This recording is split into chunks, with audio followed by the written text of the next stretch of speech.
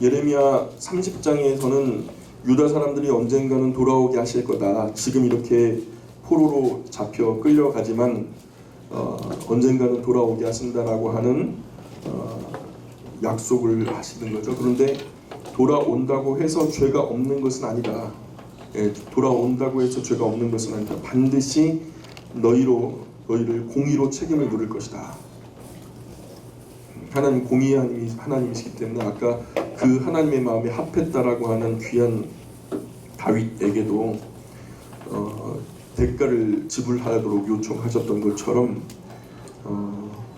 오늘 범죄한 유다에게도 죄를 돌아오게 한다고 해서 죄가 없는 것은 아니다. 반드시 너에게 공의로 책임을 물을 것이다 라는 이야기가 30장에 기록되어 있어요. 31장으로 건너가 보시면은 31장 31절 한번 보실래요? 31장의 31절에 보면은 하나님께서 내가 유다 집과 예루살렘 집에 때가 되면 새 언약을 세울 거다. 그 새 언약을 세우신다는 약속이 있는데 31절 말씀 같이 읽어보겠습니다. 시작. 여호와의 말씀입니다. 보라 날이 이르리니 내가 이스라엘 집과 유다 집에 새 언약을 맺으리라. 내가 유다 집과 예루살렘 이스라엘 집과 유다 집 사이에 새 언약을 세우신다. 이 새로운 언약, 이른바 새 언약, 새로울 신자, 신약, 그죠? 구약은 레위의 약속, 신약은 예수 그리스도를 통한 다윗의 세 가지에서 나오는 새 언약, 신약, 구약과 신약. 그래서 옛 언약은 내가 그들의 남편이 되었어도 그들이 나를 배반하니까 부부가 되었는데 부부가 된 관계 속에서 아내가 배반해가지고 도망가 버리니까 남남이 되었고 원수까지 됐잖아요. 까딱하면 하나님과 원수가 되더라는 거죠. 남편과 아내 사이가 참 세상에 하나로 가깝잖아요. 그죠? 최고로 가까운 사이이지만 돌아놓으면 지구 한 바퀴를 돌아야 만날 수 있는 제일 먼 거리가 부부 사이라고 그러더라고요. 까딱하면 남도 아니고 남보다 더 못한 원수가 되어버리더라는 거죠. 하나님과 유다가 그랬어요. 하나님과 유다가 부부관계가 되었어요. 근데 유다가 등을 돌리니까 세상에서 가장 먼 거리가 되더라는 거죠. 근데 부자지간은 다르죠. 부모와 자식지간이라면 다른 이야기가 되는 거죠. 부자지간은 10번 돌아누워도 아버지와 아들 관계는 변할 수가 없어요. 내가 이 천륜을 거절한다 해도 거절할 수 있는 것이 아니에요. 그래서 구약시대 하나님과 이스라엘 관계는 마치 부부지간처럼 되었었는데 신약시대의 하나님과 우리 사이는 부부가 아니고 부모와 자식 같은 구도로 하나님께서 고백을 하시거든요. 아무리 우리가 돌아누워도 하나님께서 우리를 낳으셨으면 우리는 하나님의 자녀인 거죠. 그래서 그 하나님의 자녀인 것을 깨닫고 돌아오기만 하면 받아주시겠다 약속하시는 거죠. 그 언약으로 하나님께서 새 언약을 세우신 거죠. 32장으로 건너가 보시면은 32장에서는 하나님께서 예레미야에게 밭을 하나 사라 그래요. 땅을 하나 사래요. 땅을 하나 사래요. 그 땅에 하나멜이라고 하는 사촌인데 사촌의 밭을 사라고 하시는 거예요. 이유는 뭐냐면 바벨론으로 끌려가는데 지금 밭을 사봤자 뭐하냐는 거예요. 그런데 하나님께서 밭을 사래요. 뭐 사라니까 사야지 뭐 어떻게 하겠어요. 근데 포로를 잡혀가더라도 다시 돌아와서 이 밭의 소유권을 너가 갖게 될 거다라고 하나님 말씀하시는 거예요. 그러니 밭을 사라. 우리에게도 이렇게 하나님께서 이 땅을 사거라 하면서 얘기해 주시면 좀 좋겠죠. 이 땅을 사거라 그러면 좋겠는데 얼마나 확실한 땅이겠어요, 그죠? 근데 돌아오는 그 포로 기환의 보증서처럼 사촌 하나멜의 밭을 사서 너가 개인 소유로 삼아라 하면서 하나님께서 예레미야에게 시청각적인 메시지를 주시는 것이고 33장으로 건너가 보시면은 결론적인 하나님의 놀라운 비밀이 여기 있는데 그 놀라운 하나님의 비밀이 33장 14절 한번 보실래요? 그 사탄도 알지 못해요. 사람도 알지 못해요. 하나님만 아시는 하나님의 경륜, 놀라운 그 비밀에 속한 신비한 일이 있는데 그것이 바로 다윗의 자손에서 한 공의로운 가지가 나타난다는 이야기예요. 사단이 인간만 아담과 하와만 타락시키면 끝나는 줄 알았어요. 근데 아담과 하와가 타락해가지고 끝난 줄 알았는데 아담과 하와가 사랑을 하더니 아기를 낳네요. 세상에 천사는 아기 낳는 거 보셨어요? 못 보셨어요? 아기를 낳는 일이 없으니까. 그러니까 타락한 천사가 악마잖아요. 그 악마가 인간을 타락시켜가지고 아담과 하와만 치면 끝나는 줄 알았는데 그게 아니에요. 아담과 하와가 정령 죽게 됐는데 죽는 기간이 좀 길어졌어요. 그 안에 새로운 생명이 태어나요. 이것이 신비이죠. 그리고 그 유구한 시대 속에서 소망이 없음을 하나님께서 세세로 점검을 하시고 인간의 세상에 소망이 없음을 아시고 사단이 이제 우리가 승리했다라고 여겼어요. 그런데 구원의 세 가지가 열리네요. 여러분 큰 나무의 밑 그루터기를 자르니까 이 나무가 죽어버린 걸로 아는데 조금 있으니까 새봄이 돋아나면서 나무 그루터기에서 새순이 돋아나요. 그래서 모든 것이 달라지고 새순이 돋아나는데 그 예수 그리스도예요. 새로운 가지를 여시겠다는 거죠. 그것으로 새 공의로운 가지, 그게 원줄기가 되도록 하나님께서 이끄시는 은혜를 말하는데 33장 14절 한번 읽어볼까요? 14절입니다. 시작. 여호와의 말씀이니라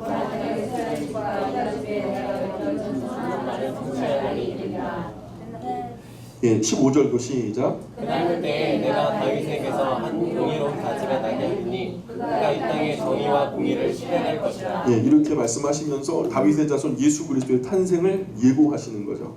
그렇게 하나님의 비밀한 이야기를 33장에서 선포하시고 34장으로 건너가 보세요. 34장에 보시면은 시드기야 운명을 이야기하고 계시는데 뭐가 좀 잘못되어 가는 거예요. 34장에 보니까 1절 같이 읽어볼까요? 1절 시작. 바벨론의 느부갓네살 왕과 그의 모든 군대와 그의 통치하에 있는 땅의 모든 나라와 모든 백성이 예루살렘과 그 모든 성읍을 칠 때에 말씀이 여호와께로부터 예레미야에게 임하여 이르시되. 예, 하면서 말씀하시는 골자는 뭐냐면 시드기야의 운명이 결국은 참 불행한 운명이에요. 그죠? 참 불행한 운명이지만 그래도 명대로 다 살지는 모르지만 또한 비참하게 죽지는 않을 거다. 예, 아주 비참하게 죽지는 않을 거다라고 말씀하시는 내용이 34장에서 나오고요. 한마디로 말해서 34장에서는 시드기야의 운명에 대한 얘기를 들려주시고 계시죠. 35장으로 건너가 보시면은 조금 다른 이야기가 나와요. 한 번은 예레미야를 하나님께서 부르셨어요. 예레미야야 하고서 부르셔서 너는 겐 족속에게 가라. 그래서 겐 족속에게 그 가인 족속을 말하는데 가인 족속에게 가라는 말씀에 예레미야가 또 그 순종하겠죠. 가인과 아벨의 그 가인이 아니고 미디안 족속 중에서 한 족속인 가인이라고 하는 족장이 있었어요. 그 가인의 족장이 겐 족속이라고 말해요. 그 겐에게 속한 가인에게 속한 이런 가인과 아벨의 가인 아니라고요. 어디라고요? 미디안 족속에 속한 가인이라고요. 그 미디안 족속에 속한 가인이 이제 조상이 되어서 그로 인해서 이루어진 후손들이 겐 족속이라고 불려졌는데 그 겐 족속에게 우리가 잘 아는 모세의 장인 이드로가 거기에 포함되어 있었어요. 이드로의 소속이 이 겐 족속이에요.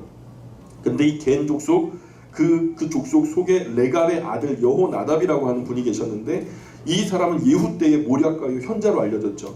그 예후가 구테타를 일으킬 당시의 현자로서 이 여호나답이 세상을 떠날 때에 자기 후손들을 모아놓고 유언 한마디를 했어요. 그 유언이 뭐냐 하면 이 예레미야가 하나님의 말씀 따라서 그렇게 겐 족속에 가가지고 그 유언을 들은 거죠. 그래서 이 겐 족속 레갑의 아들 여호나답의 유언이 뭐냐면 너희는 분명히 알아라. 너희가 지금 이스라엘 땅에 살고 있다고 해서 너희는 이스라엘 사람이 아니야. 너희가 모세와 여호수아 시대 같으면 이스라엘 땅에 대우도 받지 못했을지도 몰라. 그러나 이제는 그런 시대는 다 지나갔어.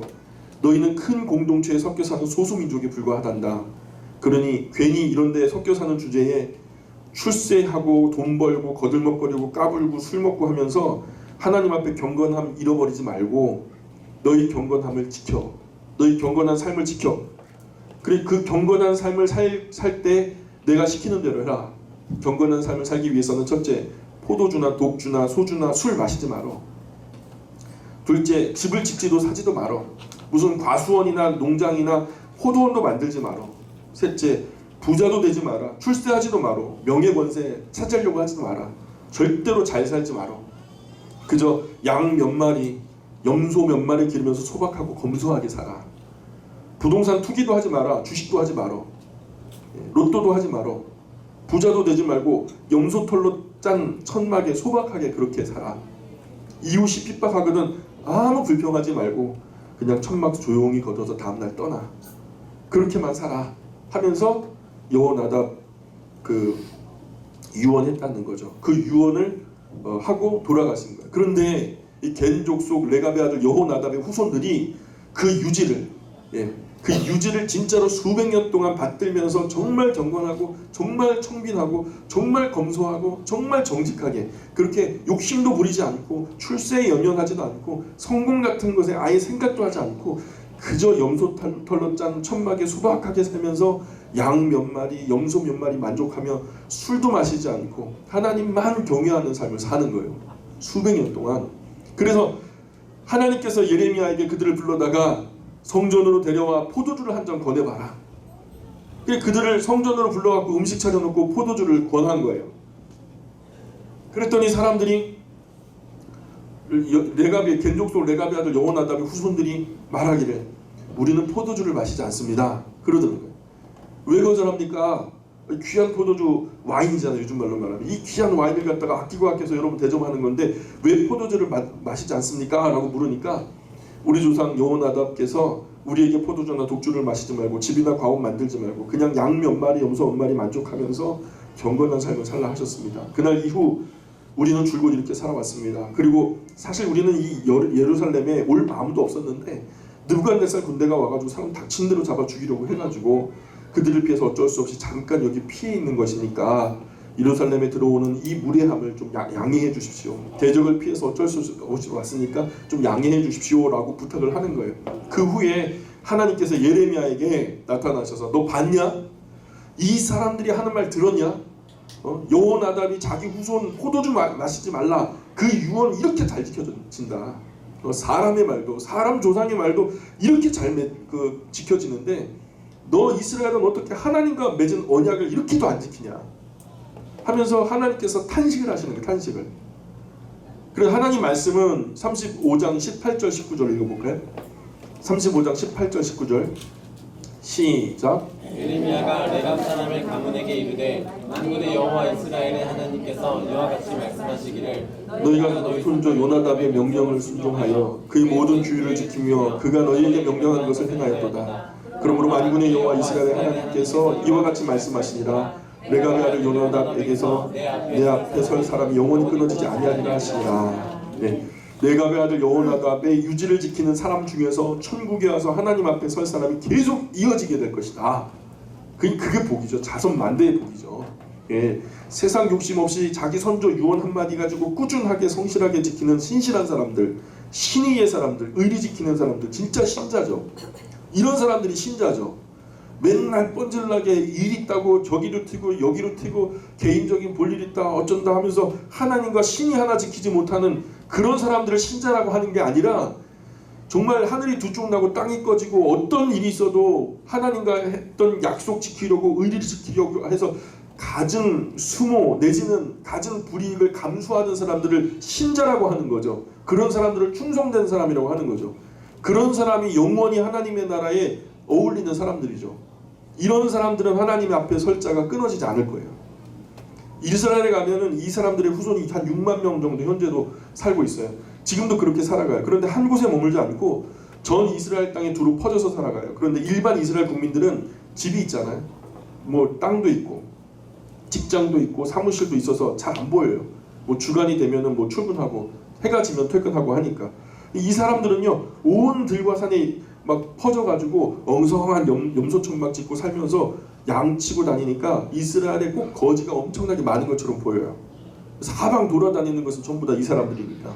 그래서 이스라엘 정부가 국제적으로 너무 창피한 거예요. 국제회의가 열리고 막 그럴 때 사람들이 차를 타고서 자기 원하는 대로 막 다니잖아요. 그러니까 뭐 그 부자유스러운 북한 같은 땅이 아니기 때문에 막 다니는데 웬걸요 사내들에 너무나도 거지처럼 움막을 짓고 사는 사람들이 많으니까 이게 국제적인 망신이다 싶어가지고 이스라엘에 돈이 많거든요. 돈을 엄청나게 투자해가지고 민간 주택을 갖다가 아파트로 이제 개량해가지고 이제 아파트를 지어가지고 강제 입주를 시킨 거예요. 그냥 공짜 주택이에요. 그냥 국가에서 제공하는 무상임 주택이에요.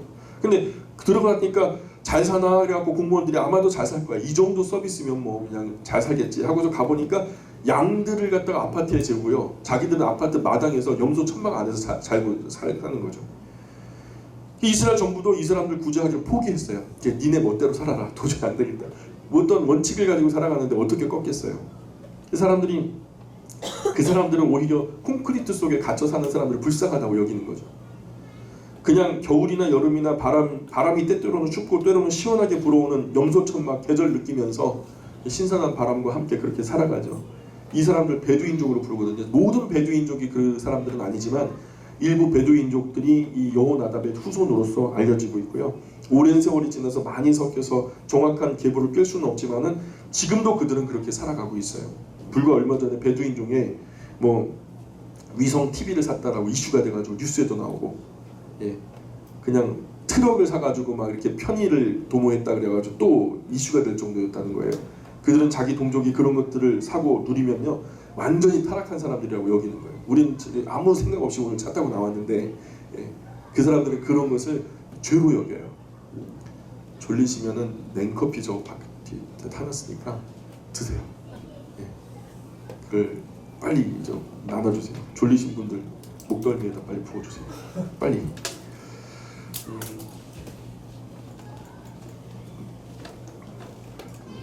그래서 하나님께서 그들을 어떻게 인도하셔서 하나님 앞에 설 자가 영원히 끊어지지 않게 하시는지는 우리는 잘 몰라요. 하나님은 이들의 이런 인격과 신실함, 신의를 높이 평가하시는 것은 분명해요. 사람이요 의리가 있어야 돼요. 좀 신뢰가 갈만하고 좀 이 인격이 있다라고 하면 일구이연하면 안 되죠. 어쨌든 그들에게서 하나님 앞에 설 자가 영영이 끊어지지 않을 거라고 하나님이 약속하셨어요. 어떻게 하나님 앞에 이렇게 하실지는 잘 모르지만 하나님께서 그렇게 하시겠다면 그렇게 되는 거죠. 왜냐하면 구원의 주권자가 하나님이시니까. 하나님의 주권 영역 속에 속한 일이기 때문에 우리가 가타부타 못해요. 하나님의 직권으로 행하신 일이에요. 그래서 아마 천국 가면 깜짝 놀랄 일이 많을 거예요. 우리가 아는 조직신학의 구원론적 관점에서는 우리 눈에는 복음도 없고 확실히 이단이고 지옥 가야 될 사람들이 많죠. 우리 눈에는. 근데 가만히 우리 그리스도인의 삶을 들여다보면 그리스도인의 삶과 솔직히 여호와 증인의 삶과 또는 몰몬교도의 삶과 이런 사람들의 삶을 한번 비교해 보면요, 솔직히 그 교리를 떠나서 삶을 보면 누가 지옥 갈지 모르겠어요. 우리의 구원은 우리 눈에는 잘 보이지가 않아요. 우리의 삶의 시작과 끝을 한눈에 볼 수 있는 그런 우리가 없거든요. 그분이 우리의 구원에 이르는 함량을 의의 저울에 달아보시고 판단하실 일이에요. 우리의 삶과 죽음 전체를 한 눈으로 도모하셔서 우리가 하나님의 의의 저울에 달아보실 때 우리가 의로운지 불의한지를 갖다가 판단하시는 것은 하나님이시죠. 우리가 살아있는 동안에 우리의 구원이 이르렀다, 구원이 이르지 못했다, 그건 말할 수가 없어요. 함부로 말할 수가 없는 거예요. 예, 함부로 말할 수가 없어요. 어떻게 해야 되냐? 두렵고 떨리는 마음으로 구원을 이루어가는 수밖에 없는 거죠. 근데 우리 대한민국의 한 삼천리반도 금수강산에 알려진 내용은 뭐라 말하냐면 구원 받았대요. 구원 받았대요. 확실히 구원 내 거래요. 성경은 그렇게 얘기하지 않는데 구원론 안에서는 우리에게 구원이 있는 것이 확실한데 우리가 살아가는 삶을 보면 우리보다 100배는 경건하게 세상과 악으로부터 자기를 지키면서 하나님 앞에 정직하게 의롭게 신실하게 그렇게 살아가는 이단들 무신론들 정말 많거든요. 그런 그들에게 우리가 당신들 그렇게 믿으면 지옥 가요 라고 말할 수 있는 자격이 있을까? 참 민망한 거죠.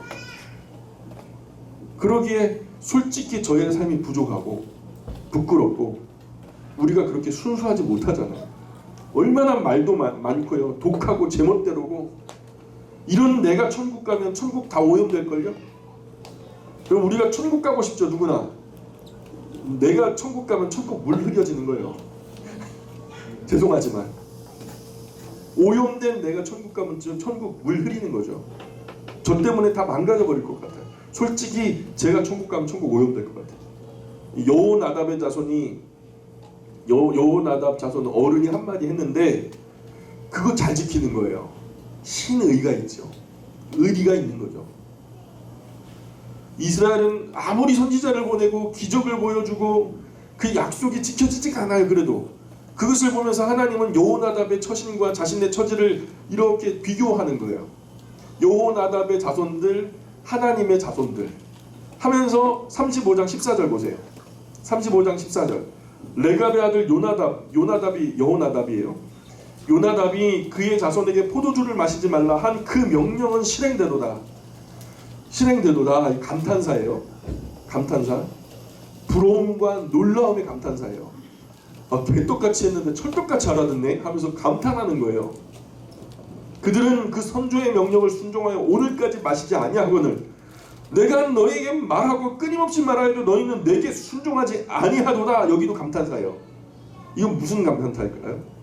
비참과 탄식의 감탄사죠. 세상에 그럴 수가 있냐. 하나님의 탄식은 계속됩니다. 15절 보세요. 내가 내 종 모든 선지자를 너에게 보내고 끊임없이 보내며 이르기를 너희는 이제 각기 악한 길에서 돌이켜 행위를 고치고 다른 신을 따라 그를 섬기지 말라. 그리하면 너희는 내가 너희와 너희 손주에게 준 이 땅에 살리라 하여도 너희가 귀를 기울이지 아니하면 너희 순종하지 아니하였느니라. 레갑의 아들 요나답의 자손은 그의 선조가 그들에게 명령한 그 명령을 지켜 행하나 이 백성은 내게 순종하지 아니하도다. 아이고, 우리 한국 사람들 세계 어딜 가도 없는 나라가 없어요. 우리 김호선 집사님도 어제 이제 또 공항 다녀오셨다는데 공항이 그냥 막 국세통일이에요. 난리 났대요. 비행기가 없대요. 그 우리 피 속에 흐르는 노마드 기질이요. 우리를 가만히 못 내버려둬요. 계속 어디를 가게끔 해요. 어디 오라는 거예요. 흔히 우리가 활발하게 퍼져 나가는데 적응을 또 세계 최고로 잘하네. 먹는 것도 아무것도 안 가리고요. 그냥 어딜 가나 어디서나 한국인은 잘 먹고 잘 살아요. 남미나 흑인들도 백인들보다도 오히려 한국 사람들이 더 많이 한국 사람들이 이게 살아가는 그 한인들 세계 속에 보면은 흑인들, 백인들, 뭐 저 남미 쪽에 있는 사람들 전부 다 할 것 없이 한국 사람이 제일 밉대요. 왜 밉냐? 잠도 안 자고 죽겠다고 일을 한다는 거예요. 직업도 2개, 3개 가지고 하루에 2-3시간 자면서 죽겠다고 일해가지고 벌고 성공을 하니까 한국인은 뭐 특별히 잘못한 것도 없는데 혼자 잘 나가니까 미운 거예요. LA 폭동 났을 때 원래 그 대상이 누구였어요? 백인들 아니었어요? 근데 피해를 누가 제일 많이 봤어요? 한인 사회가 제일 많이 피해를 봤거든요. 왜? 얄미운 거예요. 똑같이 이주민들이 돼가지고 자기들은 그냥 그렇게 맨 그냥 할렘가나 그냥 기웃거리면서 못 살고 못 먹는데 한국인들은 그냥 막 불과 몇십 년 안에 막 불처럼 일어나더니 그냥 뭐 그쪽에 있는 뭐 비버리 힐즈나 뭐 이런데 전부 다 좋은 땅, 좋은 뭐 직업 다 자기들이 찾아가지고 그냥 한국인들이 잘 먹고 잘 사니까 얼마나 배가 아프겠어요. 그래서 또 우리 한국인은 우리보다 잘 사는 선진국에는요 굴욕적으로 잘해요. 4대주의 사상이 있어가지고 비굴하게 과잉 친절하고 백인이라 하면요 벌써 한번 먹고 들어가요. 거기는 거지도 용하니까. 우리나라 사람들이 가면 거지 앞에서도 주눅 든다니까요. 그럴 이유가 없는데 우리보다 조금 뒤지는 후진국이 하면 쉽게 무시해요. 무슨 벌레 보듯 해요. 그러면 안 되는 거죠. 불과 얼마 전까지 우리가 외국에 가가지고 똑같은 상황이었거든요. 사우디아라비아 가가지고 노동해가지고 외화를 벌어들이고 그 외국인들 불러놓고서 우리보다 못 사는 사람들이라고 이제 와서 우리가 똑같은 입장에 그들에게 인건비도 안 주고 다쳤는데 보상도 안 해주고 아주 야비하게 그냥 신고해가지고 쫓아내버리고 그렇게 하면은 어떻게 하나님께서 복을 주시겠어요? 참 이런 모습으로 하면 안 되는 거죠. 36장 자 36장에 서기관 바룩이 여태까지 예레미야의 사역을 갖다가 그 하나님의 말씀과 더불어서 예레미야를 통해서 하나님 말씀한 예레미야의 사역을 예레미야 서로 엮어서 왕인 여호야김에게 올려주어요. 여호야김은 이 예레미야의 두루마리를 읽는 족족 칼로 베어가지고 전부 불태우는 끔찍한 일이 벌어집니다. 36장 21절 보세요. 21, 22, 23절 36장 21절, 22절, 23절 한번 읽어보겠습니다. 시작. 왕이 여호디를 보내어 두루마리를 가져오게 하매 여호디가 서기관 엘리사마의 방에서 가져다가 왕과 왕의 곁에 선 모든 구관의 귀에 낭독하니 그때는 9째 달이라 왕이 겨울 궁전에 앉았고 그 앞에는 불 피운 화로가 있더라. 여호디가 서너 쪽을 낭독하면 왕이 팔로 그것을 연하여 베어 화로 불에 던져서 두루마리를 모두 태웠더라. 그러니까 두루마리가 이렇게 펴잖아요. 동그랗게 말려서 이렇게 펴잖아요. 그럼 이쪽은 읽었을 거 아니에요. 읽은 거는요. 그 히브리어는 오른쪽에서 왼쪽으로 읽으니까 아마 여기에 굵은 게 말린 게 있고 여기가 이제 펴면서 익는 거죠. 이쪽에서 읽으면은 여호야김이 잡고 있으면서 여기서 여호디가 읽으면은 여기서 이제 그 여호야김이 가지고 있다가 칼로 쫙쫙 베는 거예요. 여기 읽었지 하고서 쫙 해갖고 핫도그에 던져버리고 찢어서 던져버리고 찢어서 던져버리고 하는 거예요. 다 읽으니까 다 읽었다 하고서 다 태워버린 거예요. 성경책을 태운 최초의 조상 썩을 놈이죠. 37장 건너가요. 37장은 시드기야가 왕이 되었을 때 이야기를 하고 있어요.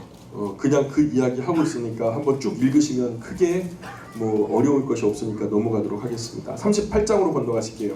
38장에는 예레미야가 진창구덩이에 들어갔다가 시위대들에 방치됐다가 감옥에 갇혔다가 정신이 없어요. 왜 이런 일이 벌어지냐 하면 지난번 예레미야가 바벨론 편지를 보냈거든요. 편지를 받아본 바벨론에 있는 사람들이 있었는데 그 사람들 중에 거짓 선지자도 섞여 있었어요. 근데 그 거짓 선지자가 예레미야의 편지를 받아보고서 바로 답장을 써서 예루살렘의 고관 대작들에게 야 너희들 뭐 하는 거야? 너희가 지금 국록을 먹으면서 봉급을 주는 이유는 이런 예레미야 같은 자칭 선지자라는 사이비 이단자를 처단하라고 내가 봉급을 주는 거지 지금까지 못들 하면서 예레미야가 편지질 하는데 내버려두고 살려두냐? 아주 죽여버리든가 그냥 호되게 질책하는 그런 편지가 바벨론에서부터 전달된 거예요.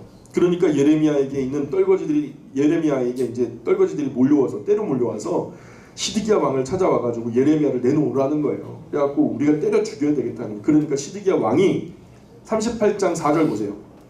38장 4절 5절 6절 38장 4절 5절 6절 읽어보겠습니다. 시작. 이에 그 보관들이 왕께 아뢰되 이 사람이 이 백성에 아니하고 재난을 구하오니 청하건대 이 사람을 죽이소서. 그가 이같이 말하여 이 성에 남은 군사의 손과 모든 백성의 손을 약하게 하나이다. 시드기야 왕이 이르되 보라 그가 너희 손 안에 있느니라. 왕은 조금도 너희를 거스를 수 없느니라 하는지라. 그들이 예레미야를 끌어다가 감옥들에 있는 왕의 아들 말기야의 구덩이에 던져 넣을 때에 예레미야를 줄로 달아내렸는데 그 구덩이에는 물이 없고 진창뿐이므로 예레미야가 진창 속에 빠졌더라. 이게 두 번째 구덩이에 빠지는 사건이거든요.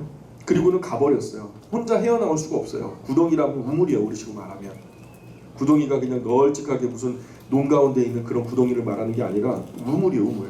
우물이 그냥 말라가지고 밑에가 진흙구덩이가 된 거죠. 혼자서 빠져나오기 어려운 거예요. 그리고 가버렸어요. 빵을 안 주면은 진흙구덩이 안에서 시간이 가면 그냥 죽어버리는 거죠. 그때 7절에 보세요. 7절 38장 7절에 왕궁 내시 구수인 에벤멜렉이 그들이 예레미야를 구덩이에 던져 넣었음을 들으니라. 그때의 왕이 베냐민 문에 앉았더니 에벤멜렉은 왕궁의 내시거든요. 내시면서 왕의 곁에서 시중 두는 환관이고요. 구수 사람이 아마도 피부가 검었던 사람인 것 같아요.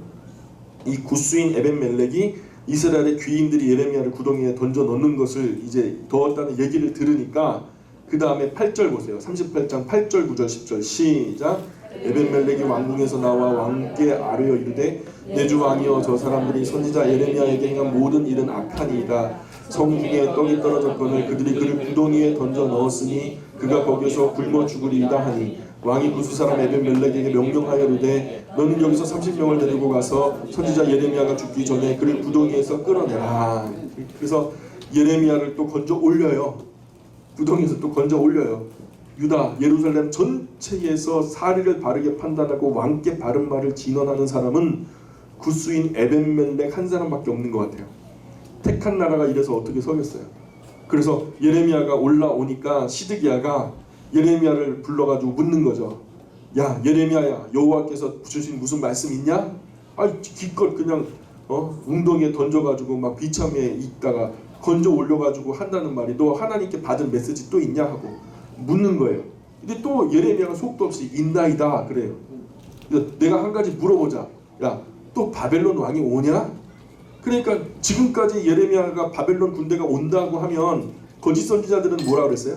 안 옵니다. 그래 여기가 여호와의 전인데 누가 감히 여호와의 전을 침범합니까? 막 하면서 호언장담하면서 안 온다 그랬는데 이 예레미야는 바벨론 군대가 반드시 옵니다. 그럼 또 거짓 선지자들이 왕이여 절대 오지 않습니다. 여기가 여호와의 전입니다. 하나님이 우리와 함께하고 있습니다. 절대로 그런 비극은 없습니다. 그러면 또 예레미야는요 아니요 반드시 옵니다. 그랬어요. 그러면 또 예레미야는 옵니다. 거짓 선지자는 안 옵니다. 이 왕이 들어볼 때 어느 것을 믿고 싶어요? 안 오는 걸 믿고 싶죠. 바벨론이 오지 않는다는 것을 믿고 싶은 거예요. 그러니까 믿어야 할 것은 안 믿고 믿고 싶은 것을 믿는 거죠. 예레미야처럼 쓴소리 하면 잘 안 믿고 달콤한 소리 하면 다 믿어요. 온다 안 온다 공방이 지속되는데 내일 오더라도 오늘은 안 온 거니까 안 온다는 것을 믿고 앉아 있는 거죠.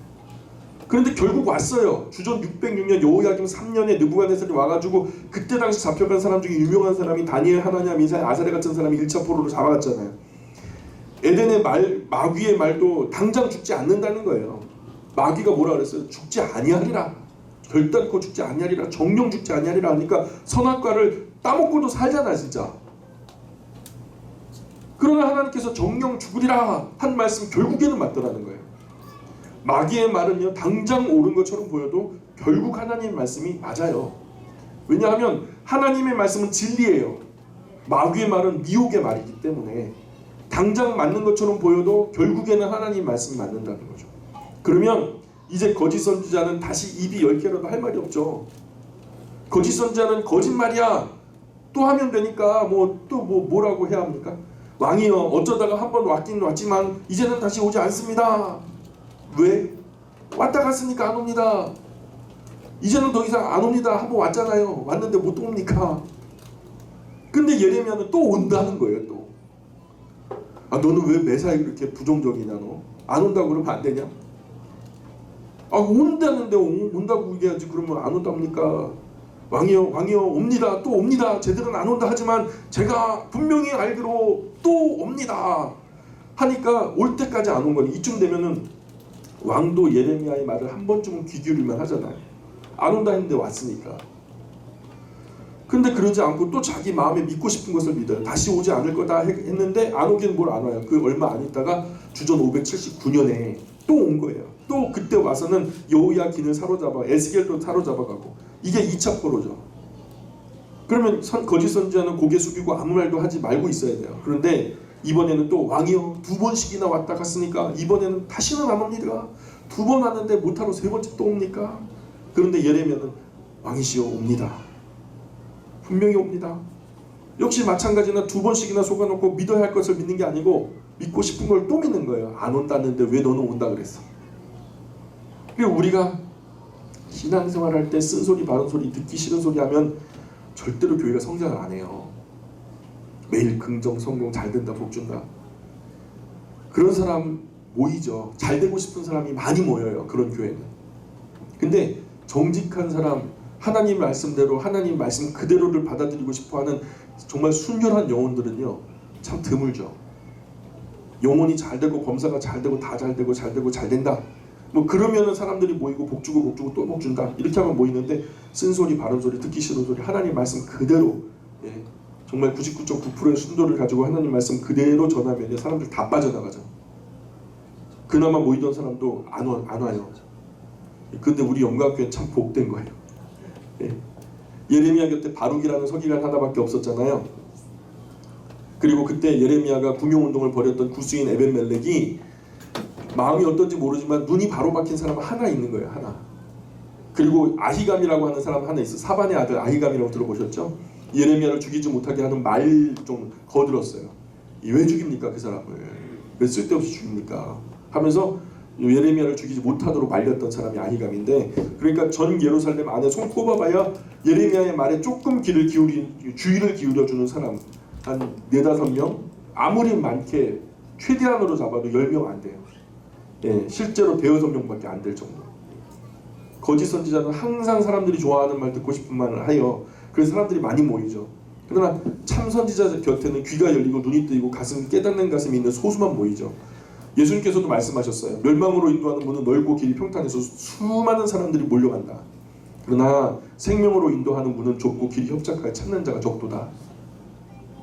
예레미야는 혼자예요. 거짓 선지자는 뭐예요? 줄 잡아도 하나냐, 바술, 마아세야, 시드기야, 스마야 좀 그냥 표면적으로 드러난 사람 이름 그들 외에 다른 사람들이 있었던 것이 정황상 있지만 앞서서 나타난 사람들만 해도 5명이 동시에 외치는 거예요. 5명의 거짓 선지자가 왕의 곁에서 알랑거리고 달콤한 소리만 하고 왕은 역시 믿고 싶은 것을 믿는 거지 믿어야 할 것을 믿는 게 아니었거든요. 그래서 2번씩이나 속아놓고 예레미야를 불러갖고 또 묻는 거예요. 예레미야는 왕이여, 이 일로 인해서 내가 무슨 말을 해도 나를 죽이지 않겠다고 약속해 주십시오.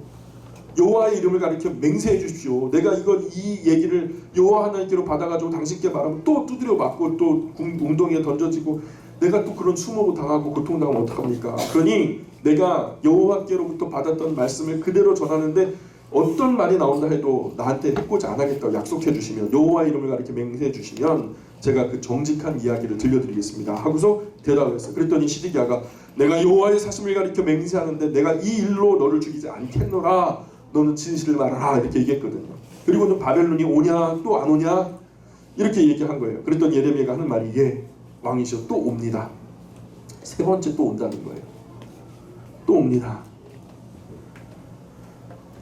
이번에도 오거든 거기 대항하거나 뭐 이렇게 항거하거나 항복하거나 그렇게 하지 마시고 곱게 항복하고 포로로 끌려가십시오.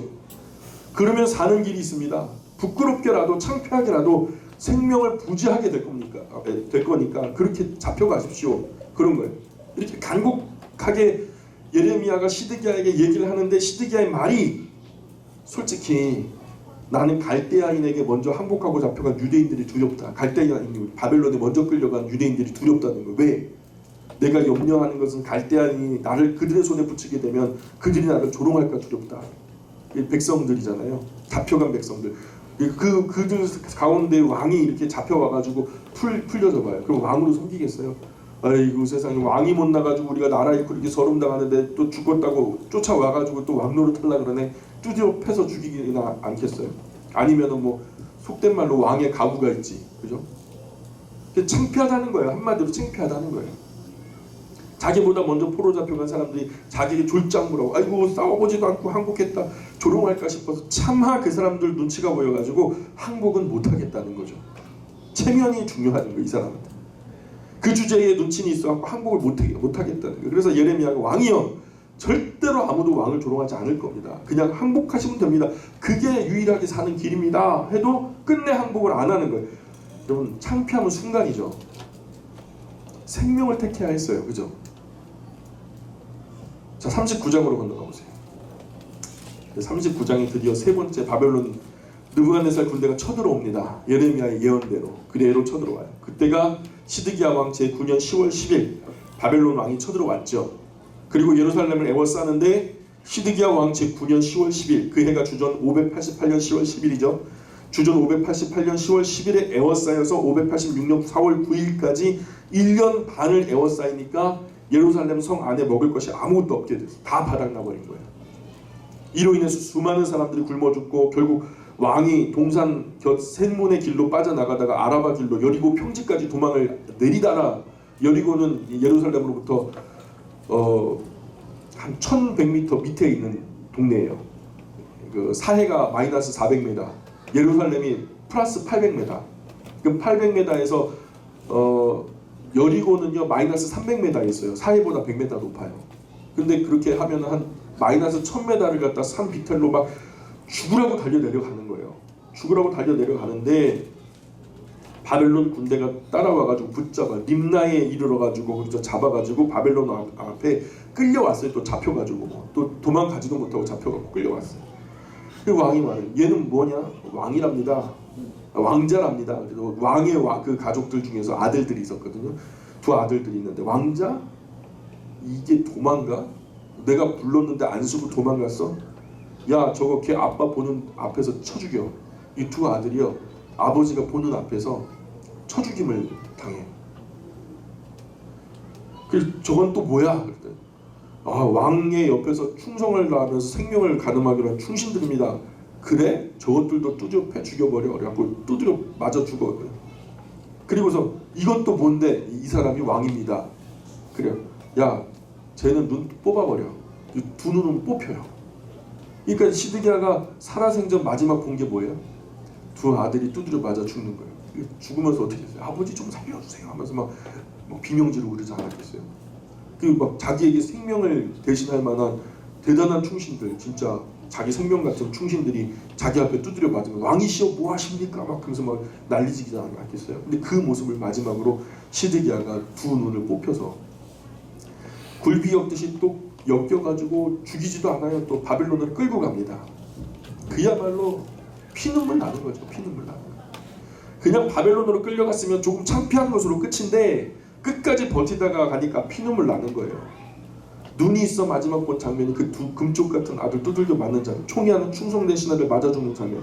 이런 비참한 이야기가 39장. 역사상 예루살렘 멸망처럼 참 비참한 일이 참 드뭅니다. 설사 전쟁에 졌다 해도 왕은 왕으로서의 예우를 갖춰주거든요. 근데 설령 죽이더라도 왕의 예우 끝에 품위 있게 죽이는 게 좀 일반적인 모습인데 왕 대접을 안 해요. 동네 똥개처럼 취급해요. 그냥 진작에 그냥 말대로 했어야 돼요. 시드기야를 왕으로 세운 사람이 느부갓네살 왕인데 시드기야 왕이 느부갓네살 왕을 배반하고 도망간 거예요. 그 예루살렘 조정 안에 이제 두 계파가 있었는데 친바벨론파, 친애굽파 이 두 개 있었어요. 그 바벨론으로 그냥 우리가 그냥 종속국이 되자. 아니다. 바벨론은 너무 우리가 신흥 국가라 믿을 만하지 못해. 오래전부터 강국이었던 애굽으로 우리가 그 종주국을 삼으면 우리가 애굽을 섬기는 게 맞다고 생각한다 하면서 근데 친바벨론파는 몇 사람 없는데 대부분 바벨론 포로 잡혀갔잖아요. 친바벨론파는. 근데 친애굽파가 항상 강세였어요. 그때 예루살렘을 지키라고 바벨론 군대가 군사를 남겨놓고 갔는데 소문이 들리길래 애굽 군대가 예루살렘을 향해서 출발했다는 소식이 들린 거예요. 야, 애굽이 드디어 우리를 구원해주러 오는구나. 우리식으로 말하면 야, 미국이 우리를 드디어 살펴주는구나. 미국이 우리를 보호해주겠구나. 핵 우산으로 우리를 보호해주겠구나 하면서 막 이제 좋아하는 거죠. 전쟁이 나니까. 근데 예루살렘에 주둔하고 있던 그 애굽이 그렇게 우리를 보호하기 위해서 출발했다고 하니까 예루살렘에 주둔하고 있던 바벨론 군대가 겁을 먹고 허겁지겁 보따리 싸가지고 퇴각을 한 거예요. 그것을 보는 순간 시드기야가 그래 역시 애굽이구먼. 애굽이 답이야. 애굽을 이겨낼 유일한 길은 그 바벨론을 이겨낼 유일한 길은 애굽이야 하면서 자신만만해. 애굽 군대가 출발했다는 말만 듣고도 바벨론 군대가 허겁지겁 주랭랑 놓는 거 보니까 애굽이 역시 강하기는 강한가 보다 하고서 느끼는 거죠. 애굽의 우산 아래 들어가야지 하면서 바벨론을 배반한 거예요. 이 시드기야가. 그러니까 그때 이제 느부갓네살이 이렇게 쳐들어왔으니 이게 그냥 죄겠다고요. 그냥 일반적인 배신에 그냥 괘씸죄까지 더해져가지고 그냥 예후가 어디 있어요? 왕으로서 예후가 어디 있어요? 배신에는 등에다 칼을 꽂아대. 그래 가만 안 두겠다고 해서 두 왕자 충신들 다 때려 죽이고 눈까지 뽑아가지고 굴비역들 데리고 간 거 아니겠습니까? 우리도 미국의 핵 우산 아래 그 보호 아래 들어가면 안전할 것 같죠. 지금 뭐 화해 무드가 돼가지고 뭔가 세계 정세가 막 급변하고 막 달라지고 새로운 지도자들이 막 뽑히고 그래갖고 뭐 세상 좋아질 것 같죠. 여러분 결국은 해 아래 새 것이 없어요. 정치라는 게 그러더라고요. 그러나 하나님의 날개 아래 들어가야 진짜 안전한 거예요. 하나님의 날개 아래로 우리가 피난처를 삼으시길 바랍니다. 근데 그때 예레미야가 하는 말이 왕이시여 잘 들어보세요. 지금 애국 군대가 와서 바벨론 군대를 다 괴멸을 시킨다고 합니다. 그렇게 한다고 칩시다. 그리고 부상자 몇 명만 남겨두고 간다고 합시다. 그렇게 된다 할지라도 그 부상자 몇 명이 남아서라도 예루살렘을 불사하는 사람들은 애굽이 아니고 결국 하나님의 말씀대로 바벨론에 의해서 이 나라는 망하고 말 겁니다. 두고 보세요. 하나님의 말씀이 그대로 이루어집니다. 결국 예레미야가 말한 대로 이루어져요. 이때가 시드기야가 바벨론을 배반한 것을 느부갓네살에게 괘씸죄가 추가돼서 눈알 꼽힌 채로 끌려가게 되고 그리고 그해 5월 7일에 예루살렘 전체가 막 짓밟힌 바 되고 그 예루살렘 성전이 5월 7일부터 불타기 시작해서 5월 10일까지 온 예루살렘 전체가 불타요. 도시를 그냥 불살라버려요. 결국 그 시드기야 왕은 그렇게 가기 싫었던 바벨론에 끌려가는데 아주 비참하게 끌려가고요. 그렇게 끌려가다가 예레미야도 잡아서 끌고 가요. 예레미야도. 그러다 도중에 놓아주죠. 40장 4절 보세요. 40장 4절 한번 읽어보겠습니다. 시작. 내가 오늘 내 손에 사슬을 풀어 너를 풀어주노니 만일 내가 나와 함께 바벨론으로 가는 것을 좋게 여기거든 자 내가 너를 상대하리라. 만일 나와 함께 바벨론으로 가는 것을 좋지 않게 여기거든 그만두라. 보라 온 땅이 내 앞에 있으니 내가 좋게 여기는 대로 좋게 여기는 곳으로 갈지는 않으리라. 바벨론의 그 하여튼 예레미야가 했던 사역 자체가 바벨론에게는 좀 예쁘게 보였겠죠. 바벨론으로 소리 소문 없이 그냥 저항하지 말고 끌려가라, 항복하는 게 살 길이다 하면서 자꾸 이제 바벨론 입장에서 얘기해 줬으니까 바벨론의 그 많은 사람들이 그걸 다 알고 있죠. 그래서 우리식으로 하면 친일 행정을 한 거예요. 예레미야가. 그러니까 일본이 이제 종주국이 만약에 된다면, 그 구속국이 된다면 말이에요. 그러면은 일본의 평천화가 이루어질 것이고 일본의 옹호적으로 나왔던 사람들을 갖다 상을 줘야죠. 마찬가지로 지금 이제 바벨론이 예루살렘을 다 정복하고 예루살렘을 바벨론화하는데 이제 그 누가 제일 공모가 커요? 예레미야 공모 크잖아요. 그러니까 예레미야에게 뭐 다 주겠다는 거예요. 예레미야에게 너가 원하는 대로 같이 가가지고 노후를 보장해줄까? 아니면 너 원하는 대로 그냥 물도 주고 양식도 줄 테니까 네가 원하는 대로 갈래? 자유를 주겠다는 거죠. 근데 예레미야가 뭐라고 말하냐면 바벨론으로 떠나가지 않겠습니다. 나는 남을 겁니다. 그 남아있는 사람들을 다스리도록 예레미야만 남겨두면 또 보호가 안 되잖아요. 그래갖고 예레미야 때문에 남아있는 예루살렘 몇몇 사람들, 오합지졸들, 그래 그나마도 사람들이니까 다스려야 하니까 총독 하나를 바벨론의 이름으로 세워요. 그 사람이 바로 사반의 손자 아히감의 아들 그달랴라고 하는 사람이에요. 이 그달랴, 사반이라는 사람 지난번 요시야 왕 때 성경 읽어줬던 서기관 사반을 말하는 거예요. 그 서기관, 경건한 서기관 사반의 자손 중에서 아히감, 그 아들 아히감이 예레미야가 까딱하면 죽을 뻔했는데 건져줬던 사람이고, 그 아히감의 아들이 그달랴라는 사람이에요. 그 그달랴라는 사람을 지금 총독을 세워 놓았는데 예레미야는 그 그달랴에게 간 거예요, 예루살렘으로. 그런데 그때 가레아 아들 요하난이라는 사람 몇 사람 총독을 찾아와요. 그달랴가 총독으로 예루살렘에 세워졌으니까 총독에게 찾아와주고 하는 말이, 여보시오 총독, 바벨론이 당신을 총독으로 세웠다는 말 들었는데 지금 총독의 생명을 노리는 사람들이 있어. 왕족 중에 이스마엘이라는 놈이 총독의 생명을 노리는데 그에 대해서 대비를 하는 것이 좋을 겁니다. 아니면 나를 보내시오. 그러면 내가 이스마엘의 목을 따오겠어 하면서 이제 자기를 암살한다라고 하는 암살 첩보가 들어온 거예요. 암살 첩보가 들어왔으니까 이제 조심해야 될 거 아닙니까? 근데 그달랴가, 이 그달랴 총독이요, 이런 어수선한 형국의 모든 말을 진지하게 듣고 가능성을 타진해 봐야 되는데 이 사람이 너무 착하고 순진해서 그 제보를 크게 듣지 않은 거예요. 그래서 너 왜 사람을 갖다 이간질하고 참소하냐, 이 좋은 때에. 너 그런 일 없는데 자꾸 네가 꾸며내는 거 아니야? 하면서 그냥 넘어가 버려요. 그래가지고 41장 못 넘어가보세요. 41장. 귀한 정보인데 묵살했다가 결국 요하난의 말대로 이스마엘이라는 사람에 의해서 그달랴 총독이 암살을 당해요. 41장에 보면 암살 당하는 때가 7월이었어요. 그래서 가까스로 어떻게 다시 이 예루살렘이 다시 설 수 있을까 했는데 그 그달랴를 죽였기 때문에 그 소망마저 짓밟혀 완전히 절망이다 해가지고 유대인들의 7월 금식의 전통이 됩니다. 7월 달에 그달랴가 암살을 당한 것을 슬퍼하는 날이에요. 그래서 유대인들이 크게 4번, 1년에 4번 금식을 하는데 10월 금식은 주전 588년 10월 10일에 예루살렘이 최종적으로 포위당했던 날을 슬퍼하는 날, 그날을 기념해서 금식을 해요. 또한 4월에 금식이 있는데 주전 586년 4월 9일 성이 함락되어서 뚫렸던 그날을 슬퍼하는 날, 5월 금식은 주전 586년 5월 7일부터 10일까지 예루살렘 성전과 왕궁 그 모든 도시가 불타는 것을 슬퍼하는 금식절기예요. 또 7월의 금식은 총독 그달랴가 암살당한 것을 슬퍼하는 날이죠. 그래서 총 10월, 4월, 5월, 7월 이렇게 4번의 금식절기, 히브리인들의 금식절기가 된 거 지금까지도 지켜지고 있어요. 42장으로 건너가 보세요.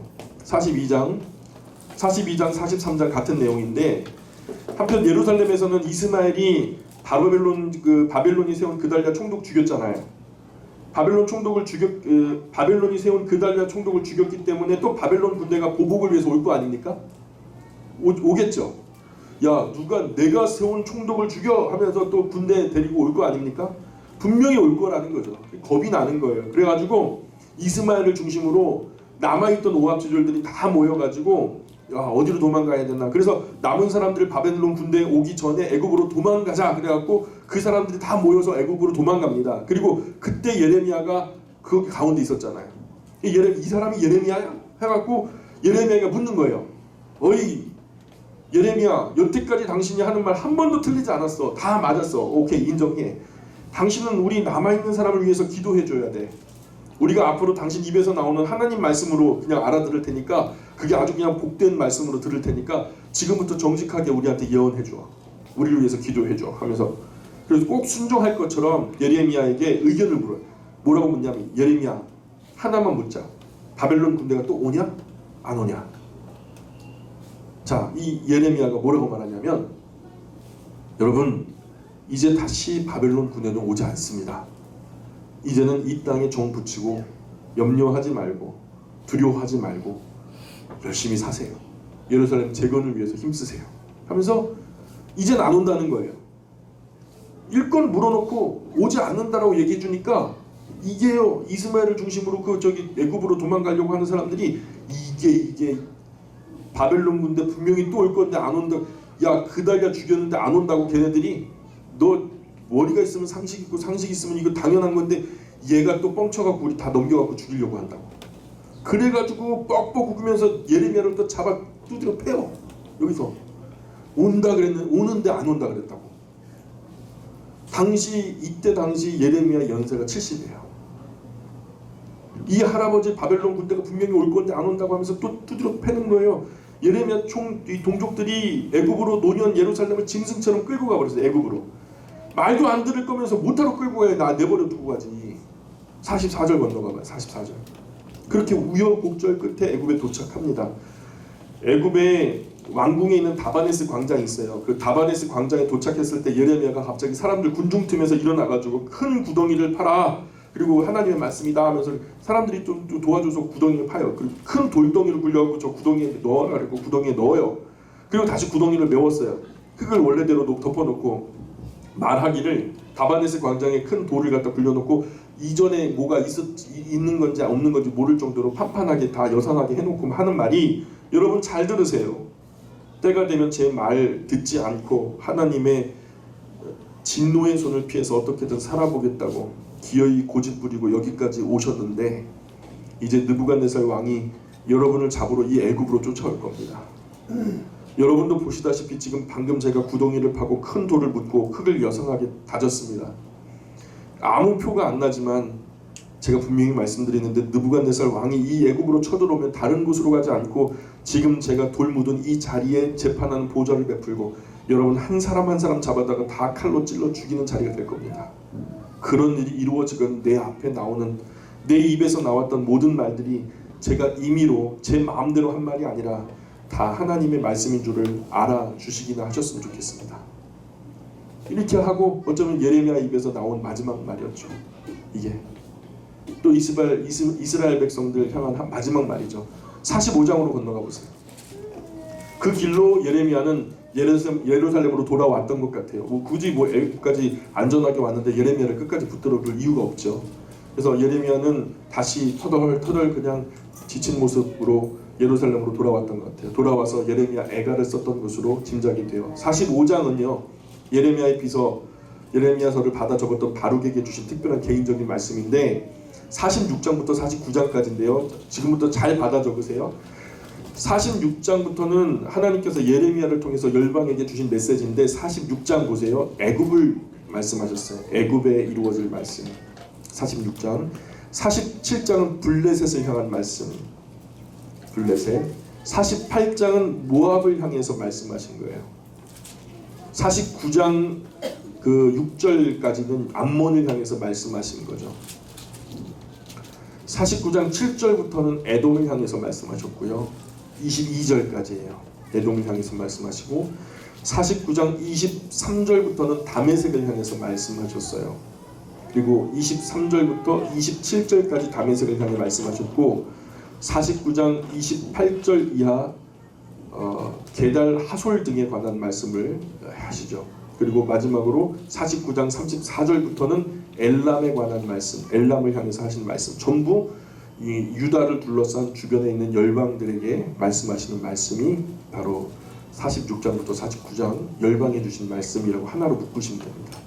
그리고 50장으로 건너가시면 50장은 51장 보면은 이 모든 열방들이 다 그전 내가 사랑하는 자녀를 갖다가 사랑하는 아내를 막 두드려 팼어요. 팼는데 팬 정도가 아니라 죽여버렸어요. 근데 주변의 사람들이 다 비웃는 거예요. 아 이거 꼴 좋다 이놈아 하면서 하나님을 향해서 비웃고 있는 거예요. 아이고 전능하신 여호와가 자기 백성 하나 이끌지 못하고 결국 다 두드려 패 죽여버렸네 하면서 열방이 다 비웃고 앉았으니까 하나님 열 받아요 안 받아요?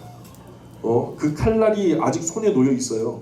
아직 그 이스라엘 친 그 칼날이 피가 뚝뚝 떨어지는 칼날이 손에 쥐어져 있는데 이 열방이 비웃듯 비웃으니까 하나님께서 쫓아가면서 시계 방향으로 하나씩 다 죽여버린 거예요. 그 얘기가 마지막으로 뭐예요? 그 손에 들려있던 그 피 젖은 몽둥이 하나님의 칼 바벨론이죠.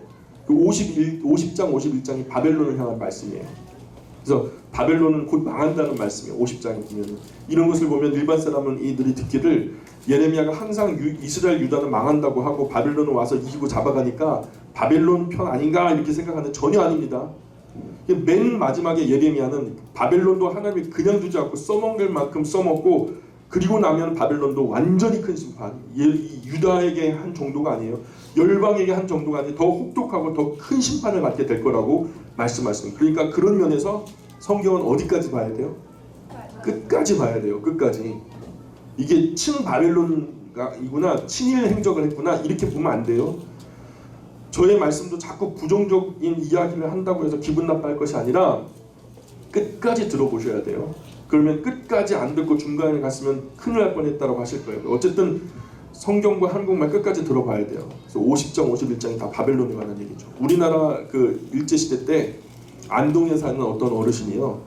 맨 그냥 막 그냥 한량 짓을 하는 거예요. 안동에 그 엄청난 그 종중의 땅을 갖다가 팔아가지고 술 먹고 도박하고 술 먹고 그 다 날린 거예요. 세상 그리고서 죽어버렸어요. 자손들이 한심 팔푼이라고 이 아버지가 그냥 그 심지어는 시집 갈 때 그 딸내미 장롱해갈 그 미천까지 다 거덜냈어요. 그리고 빈손으로 숟가락 한 장도 없이 그냥 간 거예요.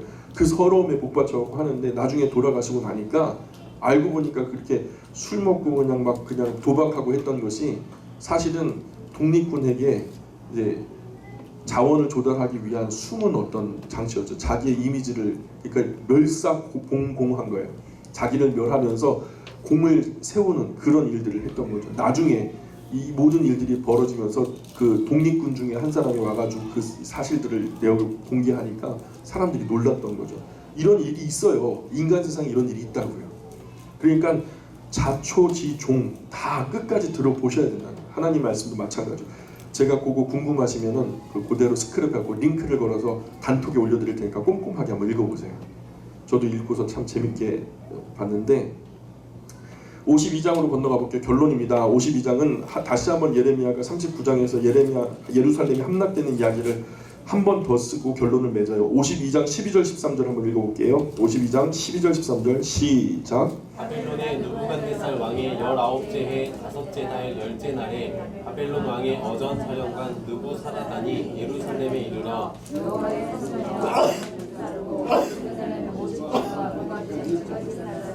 그러니까 열왕기하 25장 8절에는 5월 10일이 아니고 5월 7일에 불살났다고 되어 있거든요. 똑같은 그 병행 역사를 기록한 구절인데 그 열왕기하 25장 8절에는 5월 10일이 아니고 5월 7일 불살났다고 되어 있고 여기는 며칠에 불살났다고 되어 있어요? 5째 달 10째 날에 그러죠. 근데 왜 이걸 역사적으로 틀린 기록인가요? 왜냐면 불 타는 게 3일 걸린 거예요. 그죠? 뭐 캘리포니아에서 불 났는데 막 보름 한 달간 갔잖아요. 그죠? 이 부분이 틀린 것이 아니고 일반 시내에 불 지른 것과 왕궁과 성전 그리고 온 예루살렘 도성리에 불을 지른 것과는 차이가 있죠. 그래서 5월 7일부터 10일까지 3일간 불탄 것으로 보면 쉽게 이해할 수 있어요. 이게 오류가 된 게 아니라 기록의 관점에 따라서 그게 같은 사건이 다르게 보일 수도 있다는 거죠. 그래서 예레미야의 말씀 총 결산하는 것이 얘기가 예레미야가 이제 52장 28절부터 30절까지 나오는데 28절 보세요. 28절 느부갓네살이 사로잡아간 백성은 이러하니라. 제7년 유다인이 3023명이요 느부갓네살 18째 해에 예루살렘을 사로잡아간 자가 832명이요 느부갓네살의 제23년 사령관 느부사라단이 사로잡아간 유다 사람이 745명이니 그 총수가 4600명이더라. 그래서 52장 28절 느부갓네살이 사로잡아간 백성은 이러한 7년 유다인이 3023명이요. 그러니까 1차 포로가 주전 606년 여호야김 왕 3년 다니엘 이때 잡혀갔죠. 3023명 잡혀갔고 그 다음에 29절에 보시면은 느부갓네살 18째 해 예루살렘 사로잡아간 자가 832명이요. 2차 포로 주전 597년 여호야긴 왕 3년 에스겔 등이 이때 잡혀갔어요. 832명. 30절에 보시면 느부갓네살 제23년 사령관 느부사라단이 사로잡아간 유다 사람이 745명이니 그죠? 3차 포로예요. 주전 586년 시드기야 왕 11년 745명. 총수가 합하여서 4,600명. 출애굽할 때만 해도 최소 200만 됐어요. 70명이 애굽에 들어갔다가 430년 만에 최소 200만 명이 넘는 숫자가 됐단 말입니다. 그러면은 지금 여기서는 860년을 지냈다고 해요. 그러면 200만 명이 860년을 지냈으면 얼마나 증가했을까요? 적어도 배 이상은 불어나서 적어도 한 400, 500만은 되지 않겠어요? 아니 그거보다 훨씬 더 많이 한 2천만, 3천만 정도 되는 것이 정상적인 수치거든요. 엄청나게 불어났어야 되는데 그런데 많은 사람들이 칼과 기근과 연병에 다 죽어버리고 바벨론 포로로 잡혀간 것이 불과 4,600명. 스바냐서에서 하나님께 진노하셔서 내가 이 땅 거민을 멸절하고 진멸하고 멸절하리라 그렇게 하셨죠. 우리는 맨날 좋으신 하나님만 얘기하는데 그래서 하나님이 진노하시면 얼마나 무서운지 상상도 못하는 거예요. 진짜 진멸되고 멸절되고 진멸됐죠. 몇 명만 남고 4,600만 남고 마지막 인류 역사 종국사적 종말에는 끝까지 인간들이 배부르고 교만하고 이단 사입이 설쳐되고 거짓 선지자 난무하고 해서 참신자는 땅에 찾아볼 수가 없을 정도가 된대요. 물이 바다 덮음같이 여호와의 영광을 인정하지 않는 것이 온 세상에 가득하게 될 거예요. 예수님 말씀 들어보세요. 인자가 올 때에 세상에서 참 믿음을 보겠냐. 예수님 재림 때 세상에서 믿는 사람들 눈 씻고 찾으려도 찾아볼 수 없을 만큼 없어져 버린다는 거죠. 그러니까 앞으로 비전은 우리 신앙 철저하게 지켜내는 것이 비전이에요. 뭐 부흥이다, 뭐 하여튼 뭐 성장이다. 여러분 이거 다 때려쳐요. 우리 신앙이나 똑바로 간수해야 돼요. 그렇게 하다 보면 혹 하나님 은혜 주셔서 부흥 성장하게 하실지 모르지만 지금 그 외에 우리 앞에 아무 비전이 없어요. 앞으로 인류에게나 교회에게나 그런 긍정적인 비전은 없어요. 우리 생존해야 하고 버텨내야 하고 몸부림쳐서 살아남아야 돼요. 우리가 앞으로 각오해야 할 것은 첫 번째 우리 자신의 신앙 지켜내야 되고요. 두 번째 이 신앙 다음 세대로 계승하기 위해서 모든 노력 아끼지 마셔야 돼요. 앞으로 더 배부르고 교만하고 앞으로 더 교만하고 정신없고 계속 엉터리 난무할 텐데 교회 성장 전문가들의 의견처럼 제가 볼 때도 한국 교회도요 90년, 91년까지가 피크였고요. 그 이후로 계속 줄어듭니다. 90년부터 2008년까지 18년 사이에 기독교인은 30%가 날아가 버렸어요. 교회 내부 추산 1250만 명까지 찍었던 4명 중에 1명이 교회 다닌다고 했던 그때 기독교인들 1250만이 지금 700만 밖에 안 된다는 거예요. 2008년 기준으로. 세상을 떠난 사람도 있고 중간에 흐지부지한 사람도 있고 다른 종교로 넘어간 사람, 이단 사임에 넘어간 사람 이리저리 빼앗기니까 교회가 지리멸렬해서 이제 700만 밖에 안 남은 거예요. 또 앞으로 해마다 줄어들 게 혹시 압니까? 오늘 이 말씀처럼 5,000명도 안 되게 줄어들지 않아요? 이런 식으로 해서 줄어들게 돼 있어요. 전도도 안 되고 계속 줄어들게 돼 있어요. 원하기는 이 자리에 저와 여러분이 그 5,000명 안에 들었으면 좋겠어요. 교회 성장 전문가들이 예측자를 보면 2050년 기독교 인구가 300만으로 줄어든대요. 주일학교 인구가 15만 명 정도밖에 안 되는 거래요. 지금 교회 숫자가 크게 잡아서 8만 명이거든요. 8만 교회가 있어요. 이 한국 땅 안에 8만 교회, 그 8만 교회로 나눠봐요. 300만 나누기 8만 교회 하면 교회마다 한 37.5명? 말이 좋아 37.5명이죠. 주일학교는 어떻게 해요? 8만 교회로 나면 1.875명. 아마 그거보다 더 할 거예요. 나아가 전문가들은 2050년 정도가 되면은 10개 중에 1개 교회만 살아남는 9개 중 그 교회가 다 무너져 버린다는 거죠. 그러면요 10개 교회 걸러서 하나씩 주일학교가 있으나 마나요. 각 교회마다 퍼센테이지 10분의 1로 떨어지니까 3.75명밖에 안 남는 거예요. 1만 개 미만으로 줄어들 거라고 예측해요. 교회가. 이 예측을 인용한 기독교 인구 숫자가 약 700만 명으로 로마교를 포함한 모든 잡교를 합한 통계고요. 그 중에 로마교와 잡교를 빼면요 교회의 실제 통계는 500만도 안 돼요. 거기에 실제 통계에 의하면 현재 유효한 기독교 인구가 500만, 이게 좀 정확하게 다달해지는 것도 아닌데 유효한 실측 개수는요 이거보다 훨씬 더 못할 거라고 예측되고 있죠. 2050년 하니까 한참 후 같죠. 예, 지금부터 30년 안에 일어날 일이에요. 말 그대로 정신 바짝 차리지 않으면 교회의 문화 안에서 떨어져 나가는 것은 너무나 쉬운 일이고요. 구원의 길에서 멀어져 한때는 내가 종교 가졌는데 그 종교가 기독교였다라고 말할 사람들이 많아질 거예요. 전에 내가 어렸을 때 교회 다녔던 사람이었다고 그렇게 해가지고 전에는 그랬어요. 아주 오래전에는 어렸을 때 교회 다닌 사람은 분명히 커서도 돌아올 확률이 많았어요. 그런데 지금요 교회학자들이 말하는데요 그렇게 어렸을 때 교회 다녔던 아이들의 90%가 안티그리스도인이 되더라는 거예요. 교회를 거절하고요, 교회를 욕하고요, 교회를 저주하고요, 이런 기이한 현상이 현재도 벌어지고 있어요. 심지어 교회로 나가는 사람을 핍박하고 놀리고 괴롭히는 현상까지 벌어졌어요. 이런저런 아픈 이야기를 드리는 것은 사실 기쁘지는 않죠. 정신 바짝 차리고 다가올 미래를 준비해야 합니다. 나와 내 가정이 이 교회가 준비가 되지 않으면 이 나라 위에 이 교회와 가정들은요 소망이 없어요.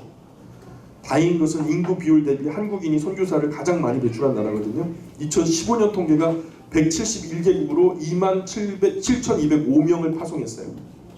2013년까지 매년 1,000명 이상씩 파송됐는데 2014년 이후에 그 숫자가 줄어들기 시작하더니 2015년에 500명 정도가 파송되는 것으로 그쳤죠. 냉철하게 우리가 분석을 해봐야 돼요.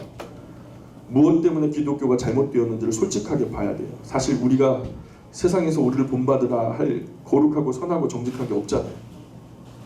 그래서 이 즈음에 우리가 정말로 심각한 대각성이 필요한 것이 사실이에요. 과거 여의도 광장에 100만 명 운집해서 현수막 걸어놓고 막 주여 삼창하고 고함 몇 번 질러서 될 일이 아니에요. 그렇게 해가지고 뭐가 달라졌는데요. 교회 정말 제대로 하려면 지금 교회가 하는 본질에서 벗어난 너절한 프로그램들 다 잘라버려야 돼요. 다 지워버려야 돼요. 다 정리해야 돼요. 안 할 것만 안 해도 50%는 효과가 있어요.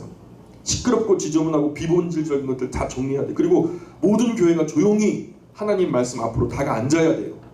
저는 그렇게 믿어요. 그렇게 차분하게 하나님 말씀 읽고 듣고 묵상하고 경건하게 엎드려서 경건의 훈련을 열심히 해야 돼요. 선행을 배우고 실천하고 악행을 그치고 공의와 정의를 사랑하고 정말 성실한 삶을 살고 환난 날의 객과 과부를 돌아봐야 돼요. 이렇게 감투 싸움 그만하고 마음 다 비우고 그렇게 해도 우리 교회가 이 사회에서 실추한 이미지를 회복하는 거 수십 년 안에 어려워요.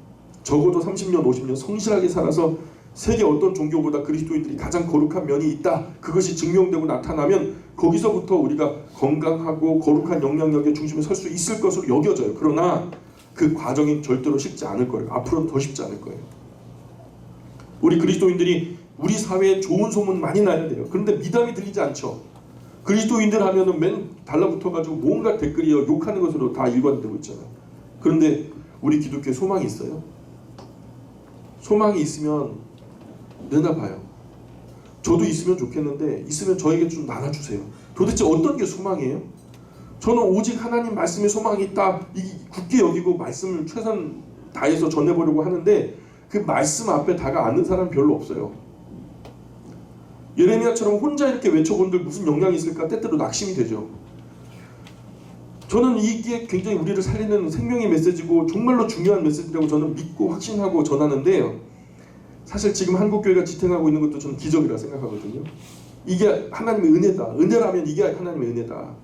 교회가 이렇게 하고도 이만큼 서 있는 게 자체가 기적이다. 그래도 하는 데까지는 더 해봐야 되지 않겠나. 나름 최선을 다해보죠.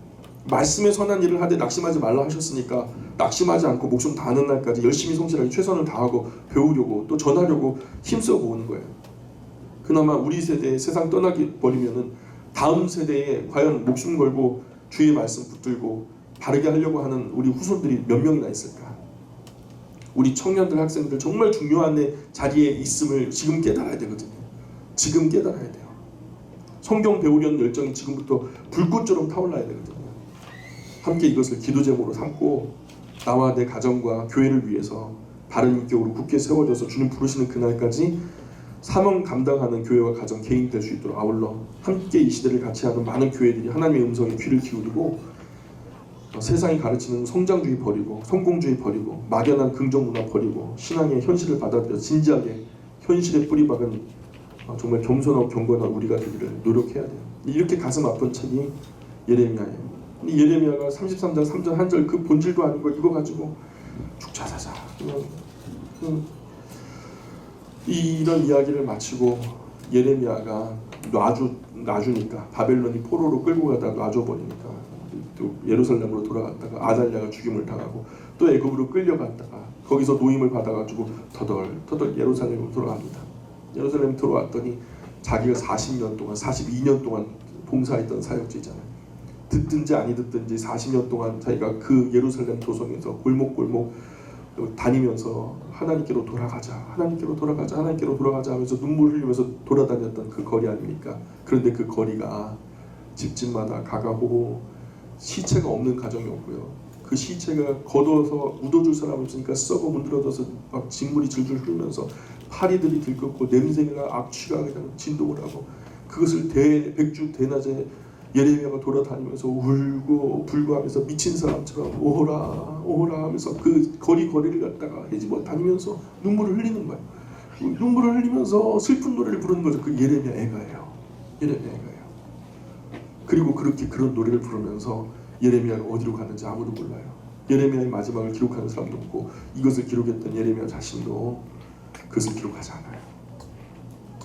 오늘 우리가 이런 가슴 아픈 책 예레미야서를 한번 꼭 읽어보시고 다음 주에 오실 때는 예레미야 애가를 여러분이 한번 읽고 오시면 좋을 것 같아요. 다음 시간은 우리가 예레미야 애가 간단하게 하고 예레미야 애가 낭독을 좀 하려고 합니다. 자, 기도하겠습니다. 귀하신 하나님 은혜와 사랑을 감사합니다. 오늘 우리가 하나님의 말씀을 받아들여 그 말씀대로 살아보고자 노력하는 하나님의 사람들입니다. 우리가 하나님의 말씀에 가깝고 본질에 가까워서 우리를 공격하는 온갖 사탄의 계략과 방해가 심각합니다. 주여 우리를 붙들어 주시고 보호하여 주시사 이 교회와 가정과 개인을 공격하는 모든 악한 영들이 나사렛 예수의 이름으로 물러가게 하여 주옵소서.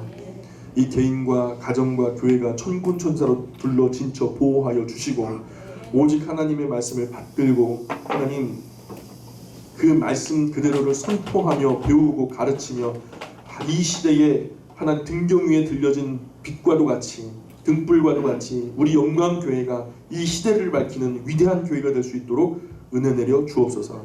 또 한 주간을 주님 안에 살아갈 때 힘주시고 하나님이 영광 받으신 복된 날들 될 수 있도록 한 주간도 주님 앞에 살아갈 수 있도록 은혜 내려 주옵소서. 매일 아침마다 주의 말씀 만나는 것을 기쁨으로 대하게 하시며 매일 저녁 잠들 때에 오늘도 지켜주신 하나님께 감사함으로 잠들 수 있는 그리스도인들 다 될 수 있도록 도와 주옵소서. 삼시세끼가 나를 위해 찢기시고 죽으신 예수님의 살과 피를 씹으며 정말로 매일의 성찬을 하나님과 함께 나누는 감격적인 삶의 그리스도인들의 삶이 될 수 있도록 은혜 내려 주옵소서. 모든 영광 주님께 올립니다. 감사하며 예수님의 이름으로 기도합니다. 아멘.